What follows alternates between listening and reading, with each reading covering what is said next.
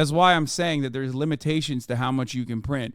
This is more so, and I think a lot of MMT enjoyers or a lot of MMT advocates, or just like anyone in general, believe in various myths to make sense of reality and rationalize the systems we live in. For thousands of years, we believed in the divine right of kings. Often, you will find that the dominant ideologies of... This is a video from, this is the deficit myth, the biggest lie in politics, from One Dime, who I think is really good. Don't know if you watched, but Lena Miller uploaded a video on it today. Yeah, we watched the Second Thought video where I found out about One Dime, and I think we should watch this. Of society conveniently fit the economic interests of those who are at the top of that society's hierarchy. People's own egos.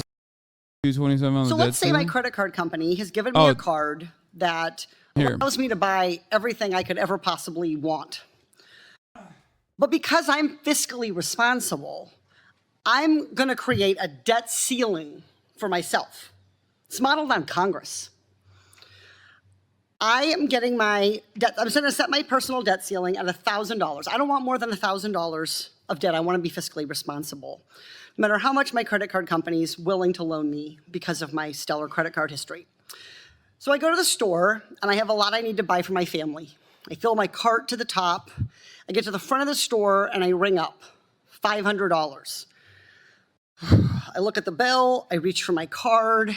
I worry because I know I've already spent probably $1,000 in the last few weeks because of an ER visit, braces for my daughter. Dr. Edelberg, will my credit card company respect my personal $1,000 debt ceiling, or will this transaction go through? The transaction will go through. I hate to disrespect my debt ceiling, but my kids have to eat, they need their school supplies, their feet keep growing. So I swipe the credit card, the charge goes through. Now fast forward. My credit card bill arrives. It's more than my $1,000 debt ceiling. I call up my credit card company and I tell them, I've exceeded my debt ceiling. I'm not going to pay back the $500 above my debt ceiling, even though I've already spent it, even though my kids have already eaten the food, worn the clothes. Dr. Edelberg, will my credit card company accept this, my personal debt ceiling, as an excuse for why I'm not paying my bills?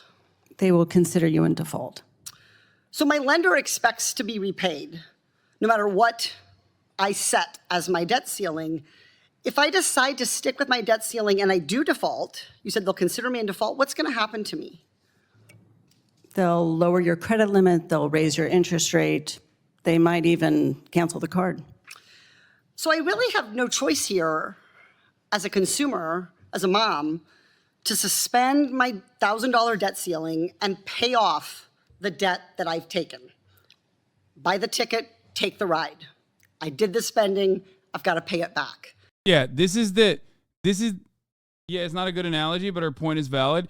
It's not a good analogy as well because like the government is funding itself and it can just pay, like it has to pay these things and they should be paying these things, but they're just like, oh, well, I don't know. We budgeted this out, but like, I guess we can't pay it. Why can't we pay it? We don't have any money, which is bullshit. We do. So it's so fucking stupid. The reality is that like for a single mom, it would be ridiculous. You'd get punished for it, obviously. But the fact that it doesn't even make sense from a budget perspective in a fucking family. Okay, like the fact that it doesn't make sense even for a family to operate this way is ludicrous, especially considering the reality that the American government is not operating like a fucking family. Because the American government doesn't budget out with how much money they could potentially generate, how much revenue they could potentially generate through taxes. They don't even do that. They budget out way larger than that every single fucking year. We are not operating on the fucking gold standard. There is no asset or a collection of assets that the dollar value is pegged towards. Okay? So it's just so stupid to act like this is what is going on. And I know that these people know that that's not the case because I look at how they react. Whenever there is a opportunity to cut tax for the wealthy, they forget all about the fucking gold standard that we need to go back to, or how will we fund our coffers? Because they know that's not how this works. Okay? They know that is not how this shit works. So they have no issue, widening the deficit whenever it is to help the to help capital owners. They have no issue widening the deficit when it's increasing military spending.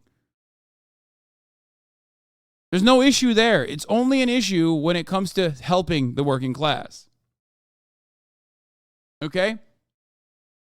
It's very stupid. And the other side of this also with the debt ceiling is this artificial limit that we've placed upon the budget that we have made up. Okay?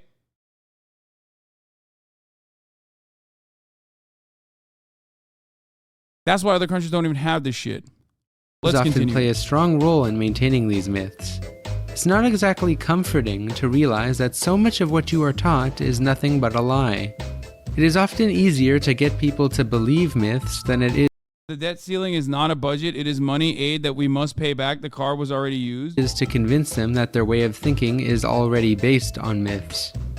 One of the most common myths in today's political discourse that for some reason still hasn't died out is the notion of the deficit.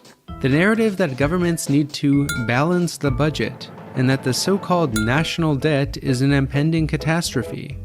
There is a lot of unfounded hysteria surrounding the national debt, especially in countries like the United States, Canada, Australia, and the UK. Many people in countries like these still believe that their governments are flat broke and that their budget is unable to tackle some of the most important issues of our time. Whether the policy debate This is not true for all countries. I know, man. He's talking about countries with sovereign currency. Countries whose debt is in their own currency. Countries whose debt is to their own citizens, okay? It is about healthcare, infrastructure, high-speed rail, education, housing, or a Green New Deal to combat the impending climate catastrophe. The same question inevitably arises. How are you going to pay for it? Where will you get the money? You want people to have homes? How can we afford that? You want to invest trillions of dollars into climate change program to transition to a sustainable economy to mitigate the impending climate crisis? But what about the deficit? How are we going to find the monies? It's not like money grows in the Federal Reserve. I mean, trees. Isn't the US national debt like 12 trillion or 28 trillion or something? Won't future generations have to pay back the debt that the government created in its own currency? A lot of people unironically think this way. Even a lot of politicians believe this myth, and the ones who secretly do know that the deficit is just a mythical boogeyman have to keep pretending that it's real. Either because they don't want you to know that you are indeed capable of demanding nice things from the government, or because the deficit myth is already so deeply ingrained into the political unconscious that politicians are scared to challenge it. Sometimes politicians lie about the deficit as a talking point to perpetuate the myth of fiscal responsibility and use it as an excuse to push for austerity or shut down progressive policies that their corporate donors won't like. And often the politicians themselves are ignorant enough to actually believe the myth. The deficit hysteria is not just unfounded baloney. It is a highly dangerous myth that holds back human progress. The way that many people talk about the deficit today is comparable to how flat earthers talked about, and still talk about, the sun and the earth before Copernicus. But I feel like many of us intuitively know that there is something wrong with the deficit narrative and the way people think about it, as many of the holes in the narrative are quite easy to spot. Why is a deficit only brought up when it comes to spending on social programs? How come politicians don't ask, how can we pay for it, when they push for multi-trillion-dollar wars, bailing out the banking sector, or giving billion-dollar tax cuts to the wealthy, which all add massively to the deficit? Why do conservative politicians always fearmonger the most about the deficit, despite historically running the most deficits? Hell, even in their own twisted, logical boundaries that they cultivate and create and facilitate and act like is the reality, they still brick it. Confidently incorrect. Wait, what? Like, that's the worst part about it, is that, like, conservatives who fucking, like, run the false narrative, especially, like, neoliberalism, post-neoliberal era conservatives that run this fucking false narrative, are the ones who also routinely violate it, which is why it's so fucking frustrating to me. Like, it doesn't even make sense from the worldview that you have created. It just simply doesn't make sense. Washington insiders like Dick Cheney admitted that deficits don't matter. Unless you are drinking the Kool-Aid of ideology on the daily, you can easily spot the clear contradictions in all of this. But we are not given the means to articulate it. This video will provide you with the necessary means to absolutely destroy the deficit argument when you encounter it.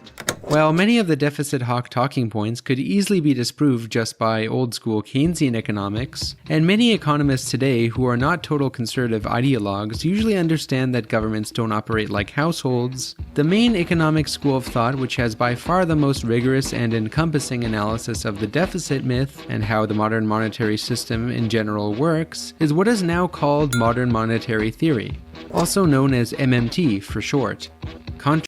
Like, whenever people say the government should be run like a business, there is not a single business out there that prints its own money, dog. That's not how this works. The only time this has been possibly tested is fraud. Like Sam Bankman-Fried creating his own fucking cryptocurrencies or his own cryptocurrency tokens that he ascribes value to and artificially can boost.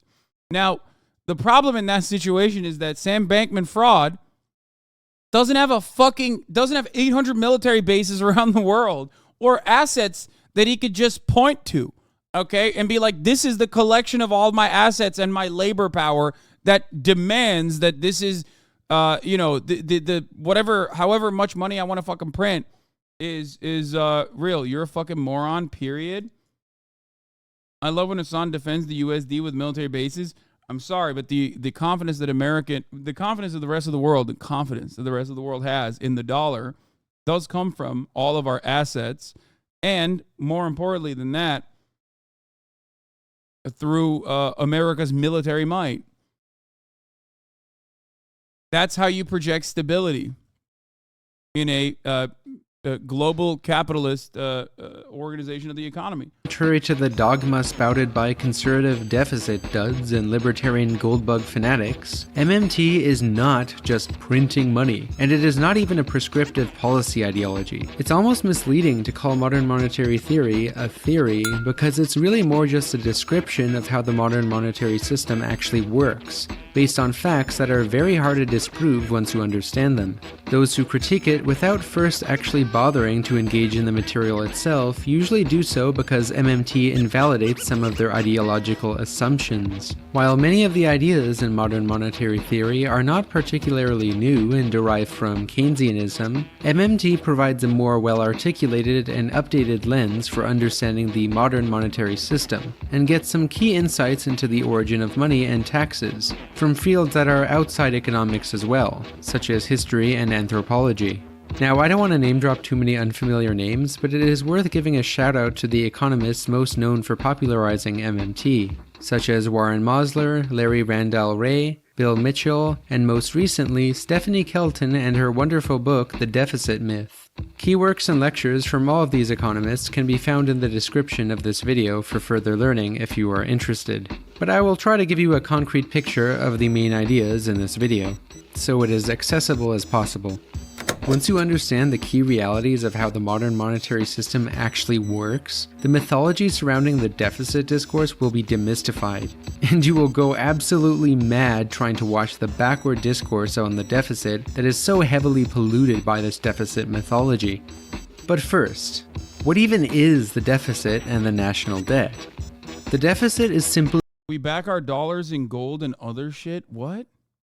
My other account was hacked?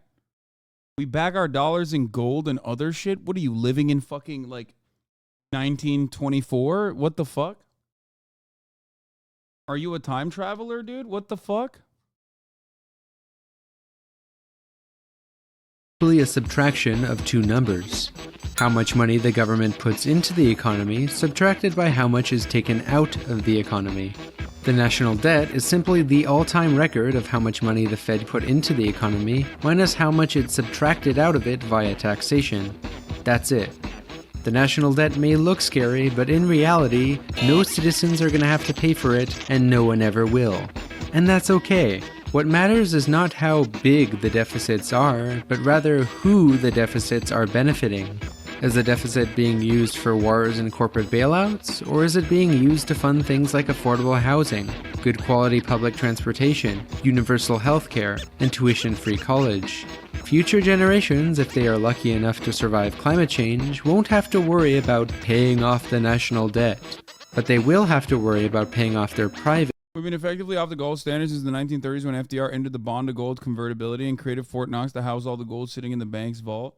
I mean, that's why I said 1924 instead of the classic Nixon era, full-blown like depegging from the gold standard, full-blown leaving the gold standard behind. Private student debt and their private mortgage debt, as well as the impending climate crisis. Coincidentally, conservative deficit hawks don't seem to care very much about any unless you're Bob Menendez, which in which case you are still on the gold standard, okay? Gold bullions, specifically. These things. While this may be obvious if you didn't drink the conservative Kool-Aid growing up, for most of us we have to unlearn first in order to see the truth. To deprogram the deficit ideology that is so deeply ingrained into the public psyche. So let's demystify it one step at a time. The first step to deconstructing the deficit myth is understanding that governments are not like households. Even though we hear this analogy all the time, we often hear politicians say that governments must get their fiscal house in order, that the government must tighten its belt, and that the government is living beyond its means. This is a completely backward way to think, even though it works as a personal narrative to simplify reality in people's heads. Many people have the tendency to apply their microeconomic thinking of private business and personal households to the macroeconomics of the government and the overall economy. After all, if households ran continuous deficits like virtually all governments do, then most people would be bankrupt. But in reality, governments do not function like households, which should be quite evident unless your brain is swimming in ideology. Contrary to popular belief, governments with currency sovereignty cannot run out of money. I repeat, governments with currency sovereignty cannot run out of money. Even though you probably never thought much about this before, something deep down inside of you intuitively already knows this basic truth. Governments with currency sovereignty are the monopoly issuer of their currency. But just remember that this fiscal freedom only applies to governments that have their own currency and have most of their debt in that currency. Governments with currency sovereignty include the United States, Canada, the UK, Australia, China, Japan, and a few others. Keep these countries in mind, because all of what is being said in this video is applicable to countries with currency sovereignty, even though I will be mostly referring to the United States as a primary example, for simplicity's sake, because most people are familiar with US politics. The arguments of modern monetary theory apply to countries like this where the government is the monopoly issuer of a fiat currency, and is not on a gold standard. So this does not apply as much to countries in the European Union who have to use the euro and rely on the European Central Bank, or to countries which do have their own currency but hold much of their debt in a foreign currency, such as Venezuela, Argentina, and Lebanon. These countries do not have currency sovereignty. The notion that governments with currency sovereignty cannot run out of money has become an irrefutable fact ever since most of the world abandoned the gold standard, which was formally abandoned on an international level under Richard Nixon in 1971. But the USA abandoned the gold standard multiple times, most notably. That part was really important for the former Shatter who was saying our dollar is backed by gold and other stuff. I think like this might come as a surprise to that Chatter, but we are living in a post-Nixon world. So just wanted to point out. Notably in 1933 under FDR. For those who don't know, the gold standard constrained the ability of governments to create currency, as an equivalent amount of gold reserves had to be held in proportion to the amount of money stored. Gold is a finite resource. and the gold standard system proved to not make very much sense as governments had to spend more and more to maintain the capitalist system. So the United States finally abandoned the gold standard officially under Richard Nixon, and most other countries did the same afterwards. Ever since then, governments who issue their own fiat currency and impose taxes in that currency, spend in that currency, and issue debt in that currency can never run out of money. The government will always be able to make all payments as they come due, so any payment that it has promised to make, whether it's your Social Security retirement pay, wars, military spending, government programs, or interest payments to government bonds denominated in its own currency, then the government can always make those payments. The way it used to work is that governments would actually print up that currency or stamp the coins to make the payments. But today it's mostly handled electronically. So it's a bit misleading to say that governments print money. Governments create most of their money virtually, via their central bank, by typing numbers onto a screen.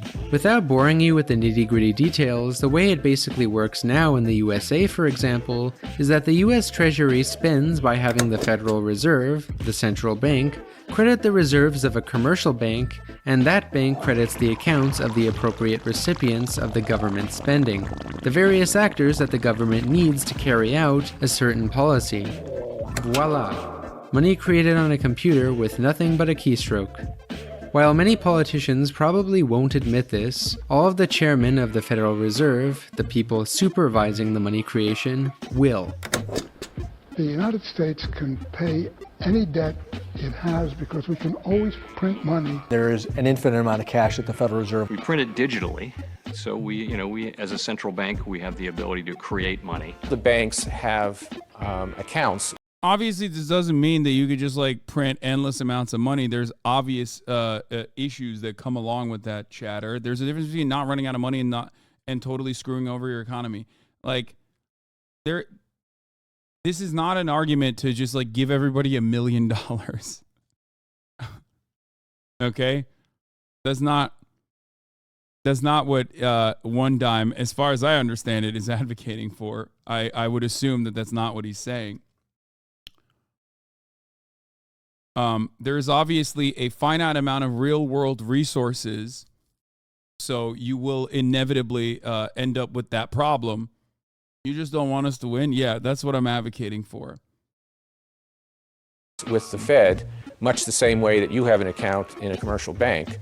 So to lend to a bank, we simply use the computer to mark up the size of the account that they have with the Fed. Technically, the central bank is formally considered independent in most countries, but in reality it essentially functions as the government's bank. The government effectively decides what the central bank's objectives are, and of course it finances much of the federal government's policies, by crediting commercial banks and the appropriate accounts to those who need to carry out the policy. This common method of Fed money creation is not to be confused with quantitative easing, also known as QE, which is a less common policy that a lot of people falsely equate with money printing. QE is when the central bank purchases longer-term securities from the market in order to increase the money supply and encourage lending and investments. Now, we don't have time to get into the technicals of QE, but if you want to understand the difference between money printing and quantitative easing, the channel Money in Macro has a really good video about it that I highly recommend. Now, back to Fed money creation. Let's use one more example to illustrate how federal governments with currency sovereignty finance most of their policies.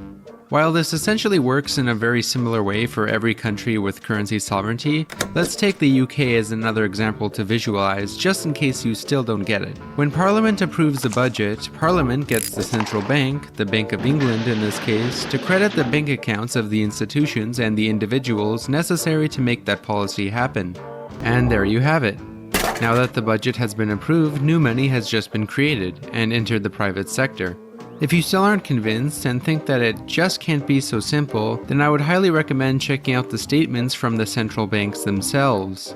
The Bank of England, for instance, published a paper in 2014 that clearly outlined this process of how money is created. And you can also find countless statements from those who worked as chairman of the Federal Reserve in the United States, as referenced throughout this video. The proof is in the pudding. By now, an alarm bell in your brain is probably going off. Isn't government spending supposed to be financed by taxation? Where does the money come from? It has to come from the taxpayer, right? Isn't that what taxes are for? To finance government spending? As counterintuitive as it sounds, taxes do not fund government spending. What? Taxes don't fund government spending? Nope. No. Taxes do not fund the No. majority of government spending. At least not on a federal level.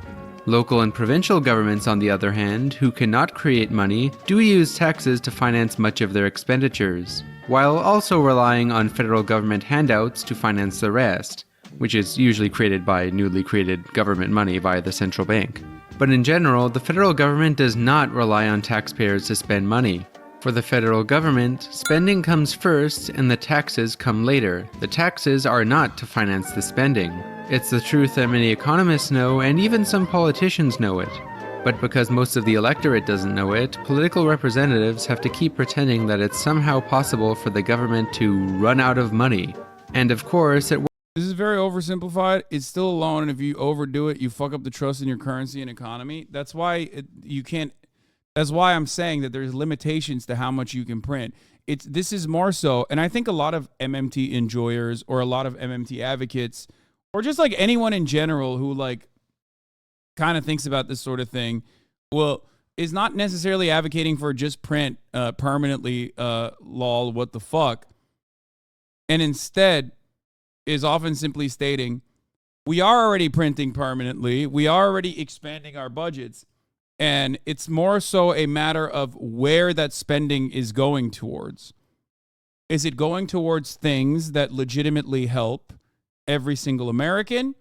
Is it going towards things that, is it going towards growing the economy, making the labor force more productive? I don't know. Spending money on education initiatives, spending money on roads, spending money on housing, things of that nature, spending money on healthcare, things of that nature. Or is it going to areas that, and is it going to areas that is actually just destroying the planet, for example? And then all of those profits are accumulating at the tippy top because, you know, those gains are, of course, privatized. works as a quite convenient talking point for politicians to use as an excuse to privatize public assets and social programs. The state has no source of money other than the money people earn themselves.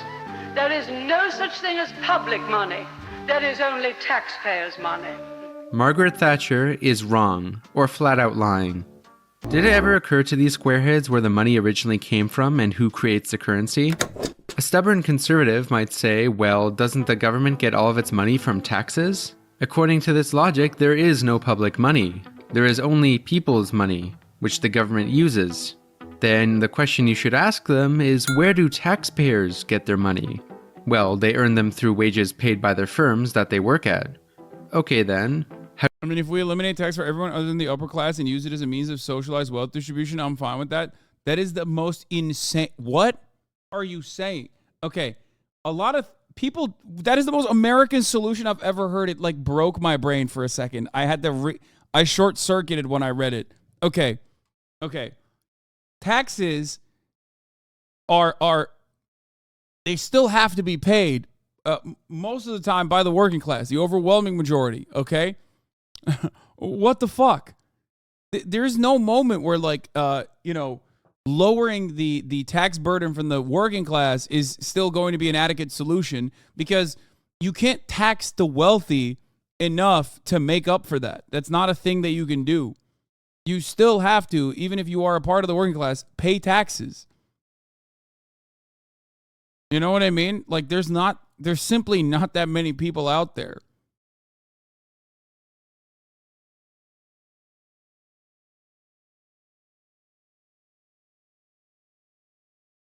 Only people $1 richer than me should have to pay taxes. Yeah. How do the firms get money? Consumers purchasing their products or services with the... And yes, for the record, I am saying tax the poor, the working poor. Yes, and we do already. Whether it is a sales tax or whether it's taxes of a different sort, you are still being taxed when you are poor. As a matter of fact, your tax burden in comparison to your net worth and your like yearly revenue that you've generated is much higher in the working class than the top 1%. Okay, that is the major problem here. Okay, but the idea that like, oh, we could just simply tax the rich and get away with it is a silly argument. I know it's a good political talking point, and I do agree that we should do it for the record. Okay, and especially the way we tax the rich is completely fucked, because many people also think that this is a simple raising the income tax for the top the tippy top of the taxpayers, the top tax bracket, is going to fix the problem. It's not. In that situation, there's also another limitation there. You're simply taxing the doctors, the lawyers, the Twitch streamers, the fucking basketball players and the like, but you're not taxing the fucking people that are generating their value through wealth, capital owners. The American tax system basically is designed around capital owners rarely getting hit with a serious fucking, rarely ever getting hit with the same tax burden that people who are wage laborers are, no matter how high their fucking wages are. Okay?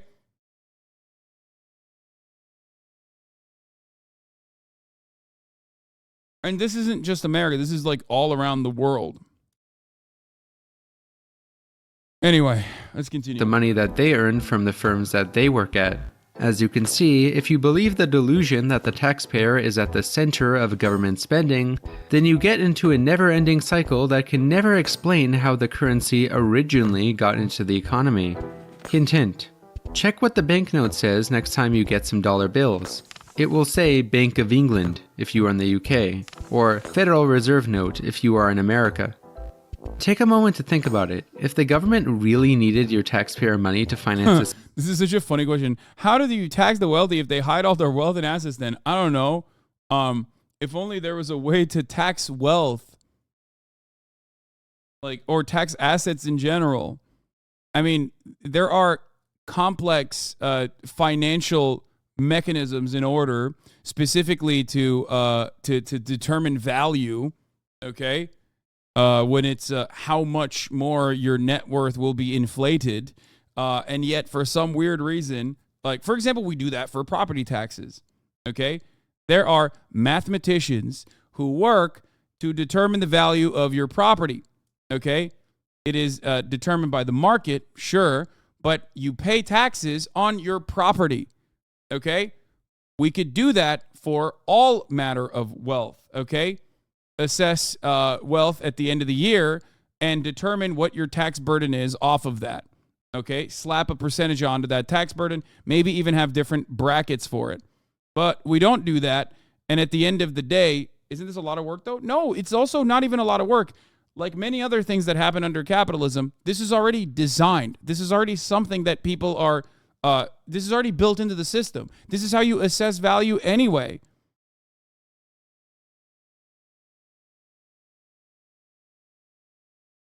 It's ironic because like the IRS kind of knows already. It's just that there are hurdles that were artificially created against utilizing this kind of assessment in the direction where you increase your taxes. Again, anytime assets are used to generate a loan with the assets being collateral for non-repayment, it should generate a taxable economic event. That's one aspect of it. But companies internally also have their own, set of appraisers. They also are constantly fucking looking at their assets and figuring out what their value is. I mean, all of this stuff is already genuinely a part of the structure that we exist in. It's just more so what we do with that information. Okay. You should mention, to answer the other chatter, we still need taxes because it's actually the source of the currency's value. It's the reason why cryptocurrency isn't a currency. You can't pay your taxes in Bitcoin, lol.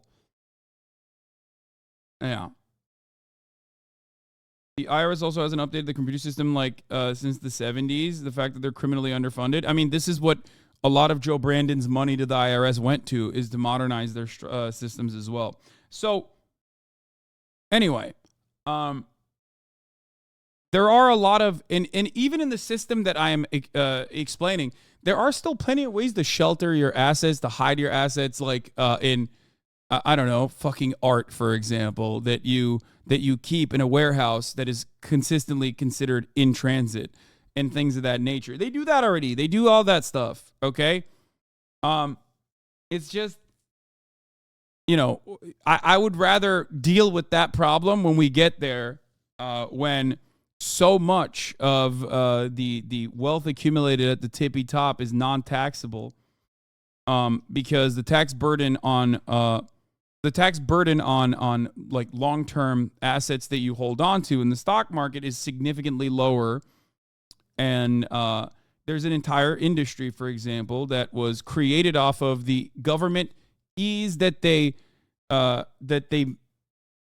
government wanted people to fucking own houses. So they, portrayed that as the American dream.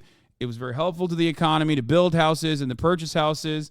And then they created a lot of for example, they created a lot of help in the tax code for you to do that, for you to be able to achieve that. So what did people do? They took advantage of those structures and exploded the real estate market by purchasing multiple houses and still taking advantage of the same exact taking advantage of the same tax breaks, while also simultaneously showing their assets as depreciating assets in a way to avoid paying even more taxes. So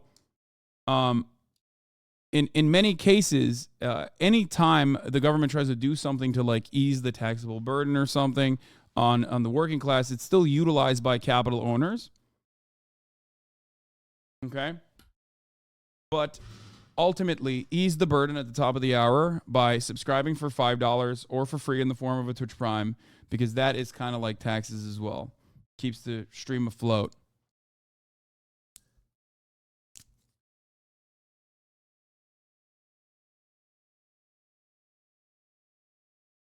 Time Consumer, thank you for the 40 gifted subs. Allowing 40 people to no longer see the ads at the top of the hour. Yes, I know that Trump committed fraud. Mission Boo, thank you for the 521 gifted subs. Use the 3-minute ad break now. Spending, then virtually every government would not be running continuous budget deficits by always spending more into the economy than it takes out of it. By now, you might be thinking to yourself, if governments don't rely on taxpayer money for federal spending, then what even is the purpose of taxation? Why bother with taxes at all? The answer might surprise you, and you will find out towards the end of the video as seen in the timestamps. But first, let's address the common misconception that government deficits are financed by borrowed money. A common rebuttal to what I have said so far would be, if the federal government issues its own currency and can create money digitally out of thin air, then why does it issue debt in the form of bonds? Doesn't this mean that the government is borrowing our money? Most governments, such as the USA, do allow people to purchase government bonds in exchange for interest payments, which the central bank pays with newly created money. The government coordinates deficit spending by selling an equivalent amount of securities, but it is highly misleading to say that the government is borrowing money, because it isn't relying on borrowed money at all. The federal government is not selling bonds because it needs the dollars. Bond sales just allow holders of reserve balances to trade them in for US Treasuries. It's done to support interest rates, not to fund the government. A federal government bond is really just a savings account with the Fed.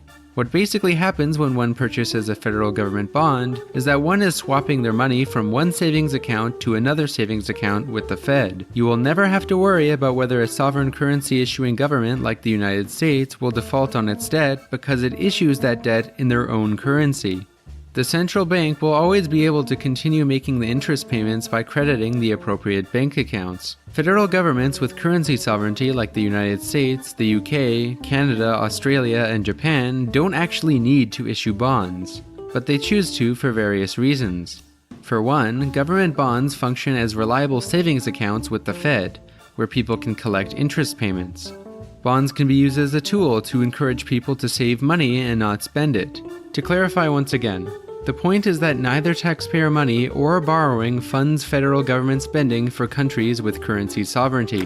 The federal government spends first, taxes second, and then chooses to issue debt in the form of bonds with interest, which functions as safe assets for people's savings. The only so-called economists who don't understand this are those whose thinking is stuck in the era of the gold standard and fixed exchange rates. And they have not updated their thinking to the modern monetary system, which uses a fiat currency with a floating exchange rate. While it's really not easy to simplify, if there is one message to take from this video that you should most certainly remember, it is that governments that issue their own currency and issue most of their debt in that currency cannot run out of money and do not rely on the money of taxpayers or bond buyers. Who's that? The man who radicalized Supreme Court of the United States, Justice Clarence Thomas. I'm, of course, referencing Thomas Sowell, every racist's favorite black thinker. Now, while the government can't run out of money, I certainly can. And with pretty much negligible ad revenue on these videos, I will need your help to keep high-quality content like this going. Segue. And unfortunately, I don't get Al Jazeera money or generous donations from leftist commie billionaire. Why didn't he say Al Jazeera money or leftist? So if you think these videos are important and give you value, TYT? your collective support on Patreon can make all the difference. Now back to the video. But if governments can't run out of money, then what are the limitations to how much money they can create? Why can't they just deposit each of us a $1 million check? The answer is no. The government cannot print unlimited money. Well, technically it can, but not without serious ramifications. MMT obviously recognizes that there are indeed real limitations to government spending, but they're not exactly financial limitations. The two biggest limitations to federal government spending are number 1, inflation, and number 2, most importantly, the real resources available in the economy. Let's first look at inflation, because that tends to be... Inflation is a very multifaceted phenomenon, which would probably require an entire video of its own. But for now, what you need to know is that inflation is caused by multiple factors. Inflation is simply the continuous increase in prices. Most governments usually aim for a stable amount of inflation for a healthy economy, and deflation, in contrast, which is the opposite, is usually a sign of a stagnating economy. But if prices continue to increase too much while incomes stay the same, people's money has less buying power in their own currency, thus leading to a lower standard of living. And when prices increase so rapidly to the point where they're out of control, this is when we get hyperinflation, a very rare phenomenon. Inflation takes shape. Well, I mean, rare for America, not so rare if you are a country whose currency is at the whims of Western banks. You know what I mean? It's like it's not as rare, unfortunately, for living in whatever country you live in, like Turkey, let's say, or maybe Argentina. Can you explain why I shouldn't be racist? Should I let this one cook, boss? Yeah, no, he's gone. Shape in different forms. First, there is what is called demand-pull inflation, which is when demands for goods and services significantly outweighs the supply for them. One could argue that demand-pull inflation is one of the multiple factors behind the increase in prices we have seen recently this year, as businesses are increasing prices to recoup lost profits from the coronavirus stagnation, and are capitalizing on the big increase in demand following the opening up of the economy.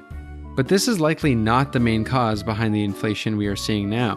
What is more relevant right now... Dude, I engaged in one fucking conversation that could have been perceived as a debate with a friend, and like the impact of that should be studied, okay, by scientists. Like it's going to be a month and there's still like some of the weirdest losers in the chat still fucking pushing like increasingly stranger arguments. Like they get one whiff of a debate and they literally turn into psychopaths. Like this is why I hate like actually engaging in debate online, because it's not necessarily the act of the debate that that frustrate me. I think that's fine. It can be very valuable. I've done it so many fucking times, and I will keep doing it when the situation demands it, right? But it's the debate lovers that make it fucking unbearable. They are so gross. They are such fucking losers, and they never stop. And they just suck the joy out of streaming. And their goal is not necessarily to arrive at the truth anyway. Their goal is almost always to just like clip something out of context and pump it into the fucking orbit so that everyone can go, oh my God, I can't believe Hasan said this thing. Okay? Is cost push inflation, the second main type of inflation. Cost push inflation occurs when there are noticeable increases in the costs of important goods and services where no suitable alternative is available. For example, a serious drought could lead to massive crop failures and food shortages that send prices soaring as supply collapses. But as the CEO of socialism, I'm halfway joking. Don't you think you kind of fumbled the bag there? This is the other side of it, which is like originally when everyone watched the debate, everyone was like, no, it was actually really good and really well thought out. And then a week later, suspiciously, after every commentator decided that it was actually bad, and I did a bad job, which is literally identical to the fucking...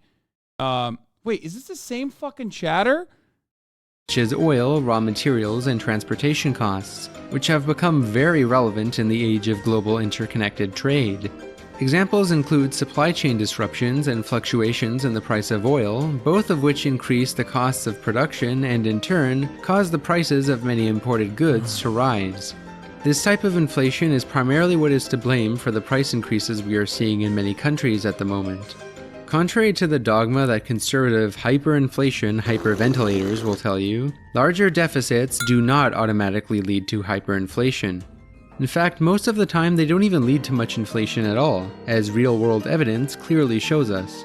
Japan has the highest debt-to-GDP ratio in the world, of about 256% as of 2021, and they have been at the top of that list for quite some time now.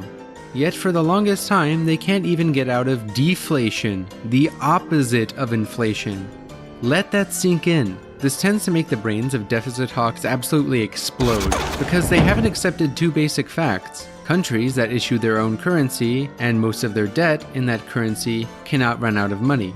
And two, that the cause of hyperinflation is not large deficits. Governments all around the world, including the United States, created insane amounts of new money after the 2008 crash, and experienced little to no subsequent inflation. Governments have also increased the money supply even more significantly during the coronavirus crash, and we have not seen any substantial inflation until recently due to the supply chain disruptions and shortages of important goods. The connection between money creation and inflation, which, by the way, despite being solved at this stage, is still being propped up because people realize, well, you know, people will pay this price point for it. So let's just keep it at this price point, which is what's going on right now. Is not as clear-cut as many people assume it is.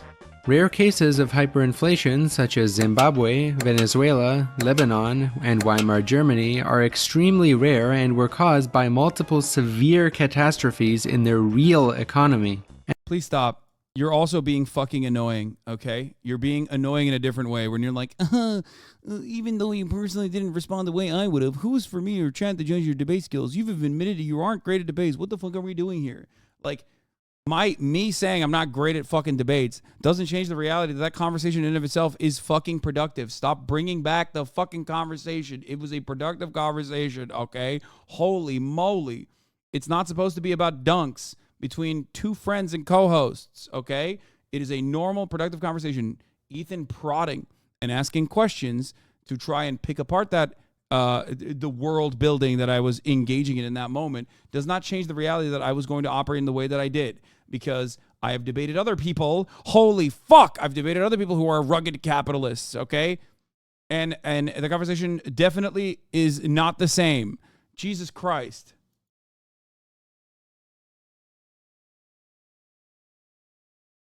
And these situations were not helped by the fact that all of these countries owed an insane... All matter of debate,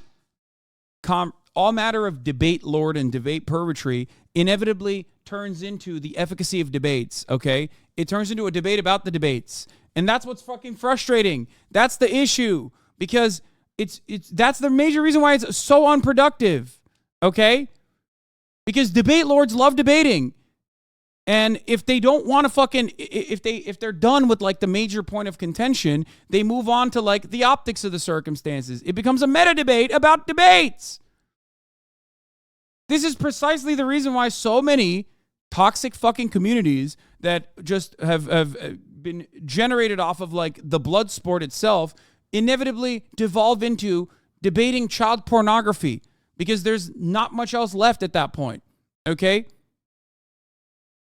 If you are debating for the sake of debating, you are inevitably going to run out of issues to fucking debate. And you're going to debate on child pornography or engage in meta-analysis of debates.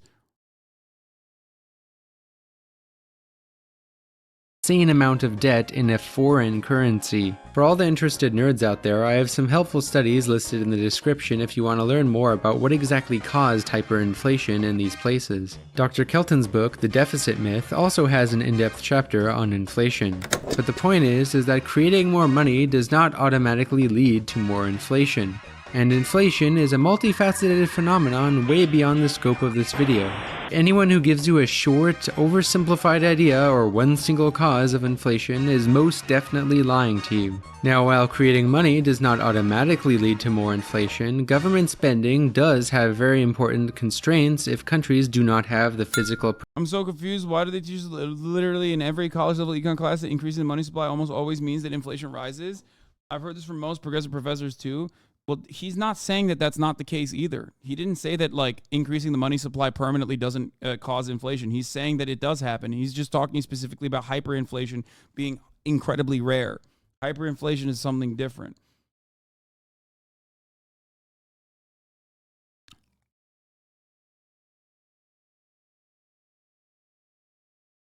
There's a reason why we have fiscal and monetary policy side by side as measures to combat inflation, to ensure that it doesn't get too out of control. Okay? Productive capacity capable of producing and consuming an adequate amount of goods and services.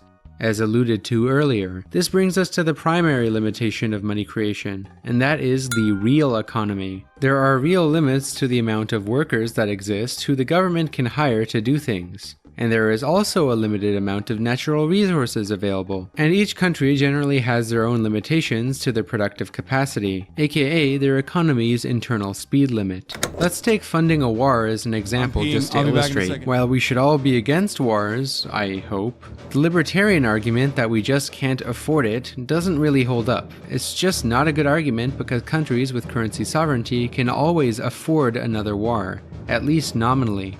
There is a reason why the USA is comfortable spending so much money on the military every year and even spending trillions of dollars on things like the Iraq and Afghanistan wars. The limitations in this case is not the amount of money that exists, but rather how much actual people are willing to fight in that war, how many tanks and weapons are capable of being built, and how much fuel is available to power all of these war operations. The real horror of these wars is not the amount of taxpayer money wasted, but rather the huge loss in real human life that occurred.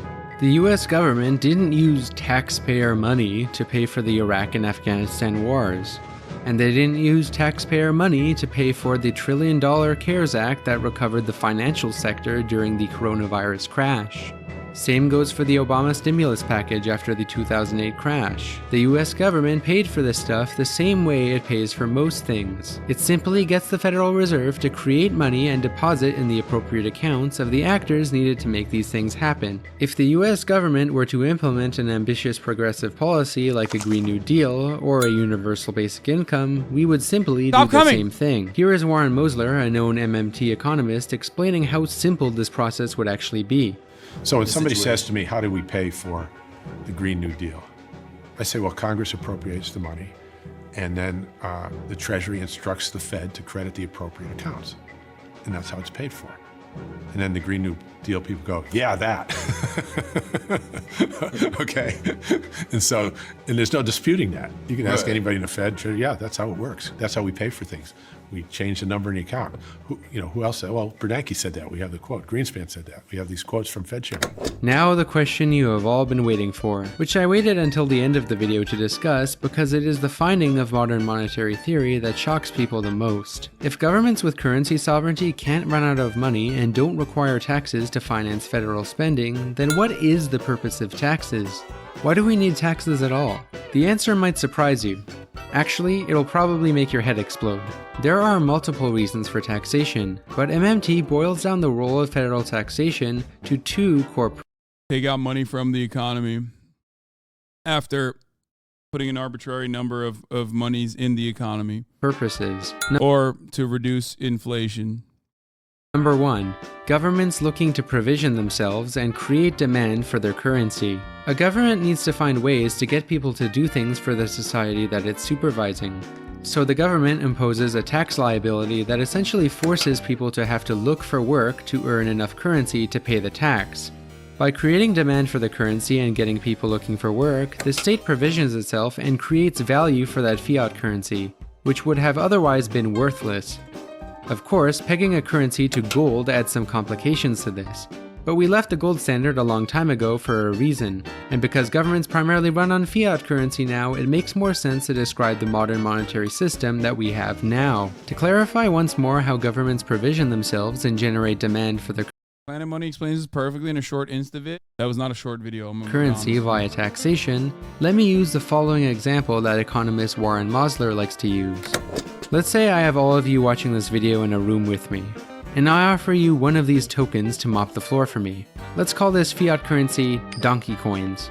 Would any of you mop the floor for 1 donkey coin? Probably not. How about for 2 donkey coins? Probably not, because they're completely worthless. Now, if I had 2 guards with a machine gun waiting by the door and you had to hand in one of the donkey coins to get out, would you then change your mind?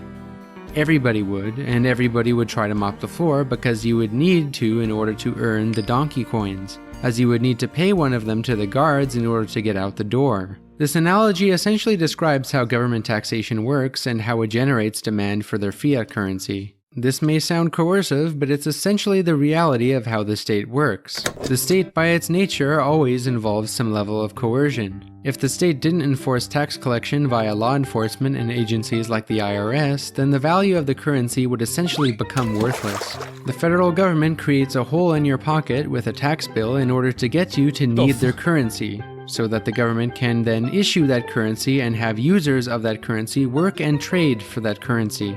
Most sovereign fiat currencies work this way. The relationship between state fiat currency, tax liabilities, and debt has been well documented in the field of anthropology. The narrative that money tokens spontaneously sprung up free of state coercion as part of a natural market evolution from barter has been debunked many times. Many anthropologists, most famously the late David Graeber, call it the myth of barter. But the origin of money is a complicated. This is why people get mad at me whenever I talk about the barter system and why we created money as an acceptable middle ground point. Topic that we simply do not have enough time for in this video. Now let's move on to the second main purpose of taxation, to control inflation. Taxes are one of the many methods of reducing inflation by subtracting money out of the economy. This is to control the money supply and to prevent the economy from overheating. And it can also... Wait, but if you don't make money, no taxes, so how does getting tax make demand for going out to get that money? Or is he saying the threat is losing housing and food? Wait, what? Just don't make money, no taxes. How does getting a tax make demand for going out to get that money? I don't know. Am I stupid and not understanding what this person is trying to say? It might be my...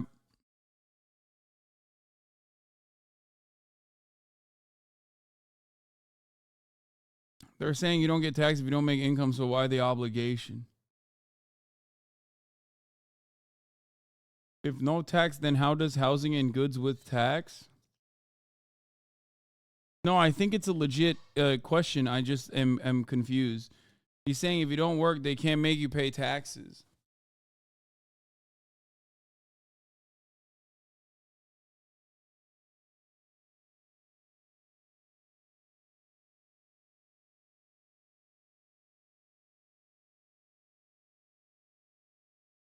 It was back a few minutes, I think, when he said the first purpose of taxes was the government creating an obligatory tax burden that you have to go out and get their currency to pay. Now it is. I don't think I don't think that's how it worked originally.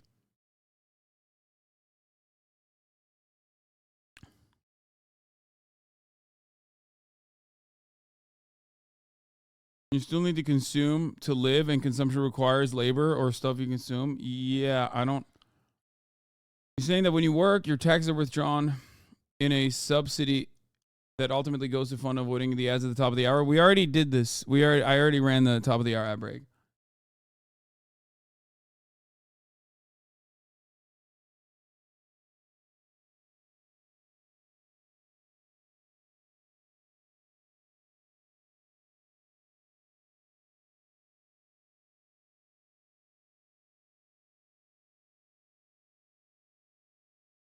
No money transfer still incurs taxes like getting gifts or winning competitions.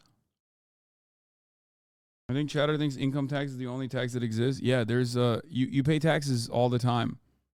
On many different things. I think chatters have answered. I was confused where the demand came from. Wait, what?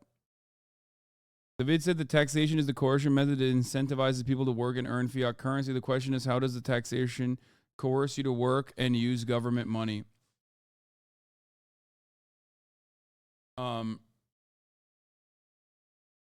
I think the argument is you still need to pay for goods and services.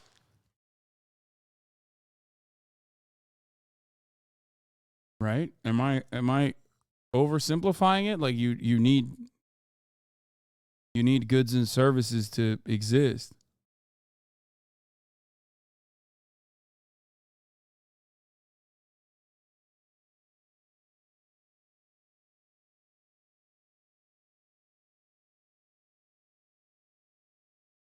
Anyway. To prevent people from hoarding too much. No, a government can't work without tax. Of course, it can't work without tax. You need to, okay. A government can't work without tax because there is no, at a certain point, no matter what happens, someone had to have pooled funds together or at least organized society in a way where everybody got together and built fucking roads and you know, banks and schools and houses and whatnot. So even if that wasn't done because people wanted to be paid or whatever, even if no money had ever existed in society, there had to be some level of coercion to be able to get people together to build that shit. At least post enclosures, or at least once we moved away from primitive accumulation. Originally, the need for survival made up the reason as to why you would do this, okay? And then as we became more modernized, that need for survival moved into, food, shelter, clothing, things of that nature, or at least like building cooler shit, getting together and building cooler shit without money, without any kind of like mediator in the process that everyone understands it means the same fucking thing.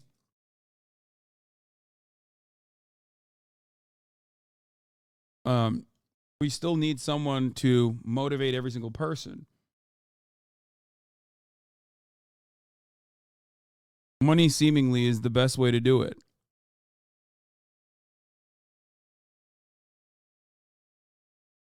It's not the tax that incentivizes, it's the fact that only that current currency will be taken due to tax money, forcing that currency to be the standard or other current currency to be useless.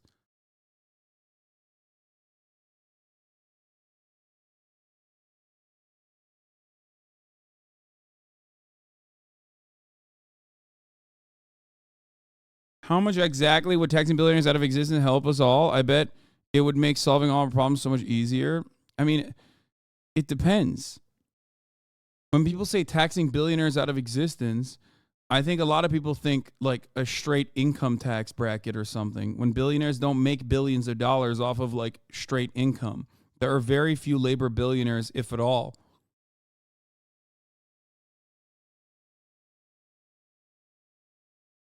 You have to change the way commodities are produced.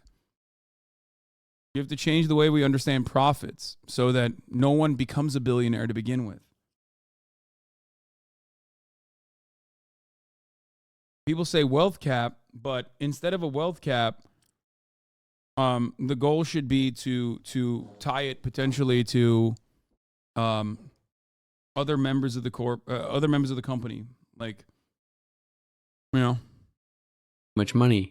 Yeah, what a great job that's doing. Taxes can also serve other smaller purposes, such as discouraging certain behaviors, like sin taxes with things like smoking. Taxes can also be used for moral purposes, reducing inequality. Although the efficacy of taxes on reducing inequality highly depends on the type. How quickly it changed from millionaire to billionaire is ridiculous. It doesn't matter what you say. It doesn't matter if you say millionaire or billionaire. This is so frustrating to me. It's not the dollar value, man. It's not. Okay? The change from millionaire to billionaire is partially due to fucking inflation, but it's an arbitrary value anyway. Okay? It's an arbitrary value assigned. The real problem is how commodities are produced or how you earn your, how you generate your value, okay? How you get numbers in your bank account. That's the real issue. Is it capital accumulation or is it through wage labor? If our current tax structure revolves around giving a much lower tax burden to those who engage in capital accumulation, gives a lot more ways to generate, gives a lot more ways for those who own assets to hide their wealth, okay, or to lower their tax burden than it does to a W-2 employee or to a 1099 employee, which is currently the case, then, yeah, of course, it doesn't matter whether you are a millionaire or you're saying, oh, millionaires and billionaires are ruining society, or billionaires are ruining society, or quinchillionaires are ruining society. It doesn't matter. So maybe in the next 100 years, we'll say, if we survive that long, we'll say trillionaires are the ones who are the real problem, not millionaires and billionaires. The real reason why people change it from millionaire to billionaire is partially due to the fact that, like, in the 1920s, it was unimaginable, impossible to be a labor millionaire. That is not the case any longer. Does that make sense? Like, that's the reason why, what's the quote? The socialism will never work in America. Grapes of Wrath guy. I'm forgetting his name now. Jesus Christ.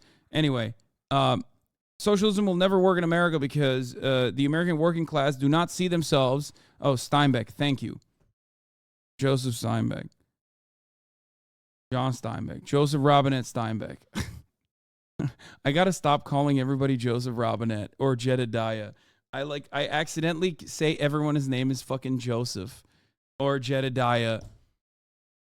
It's like broken my own brain. Anyway, that's besides the point. Socialism will never work in America because the working class do not see themselves as the exploited proletariat, but in temporarily embarrassed millionaires is the original quote. And now that doesn't even fucking make sense. That's why people say billionaires. Right? And that's because there are such a thing as labor millionaires, but not necessarily labor billionaires, even though now there are some labor billionaires. Type of taxes and how well they're enforced. Okay, finally, there. That was Richard Wright, not Steinbeck? Yes, it is sometimes falsely attributed. We don't know where the quote actually originates from, I'm pretty sure. I think that it was originally attributed to Steinbeck, so I just keep saying Steinbeck. There you have it. Now it should be clear that how are we going to pay for it is not the question we should be asking. It's not the government's digital budget that needs to be balanced, it's the real economy. The only limitations to government spending that we should be concerned with are the real resources in our real economy, and not letting inflation get out of hand. Not only would policies like building good infrastructure and high-speed rail not cause much inflation, but many progressive policies like universal healthcare, pharmacare, and public affordable housing would actually be deflationary. as they would significantly lower prices and the cost of living. But if what MMT says is really true, then how come governments don't embrace it and start using their budget to actually implement policies that optimally benefit their people? They sure seem to do so when it comes to optimally benefiting the rich. On first glance, it might appear that most politicians are either stupid, self-interested, afraid to challenge the status quo, or all of the above. But here is where I would argue that MMT does not have the answer. In my opinion, certain other schools of thought do. MMT is definitely useful for monetary policy, but it does not encompass the power dynamics of different economic classes and the inherent class interests of the state. To see more about class interests and the nature of the state, I highly recommend my videos on the Democrats and the stock market. I also talk about this stuff extensively on my Patreon exclusive podcasts, and my second channel, One Dime Radio, which you should definitely subscribe. Great. I really like his videos. It's great. They're very, very informative. These billion-dollar corp. Okay, now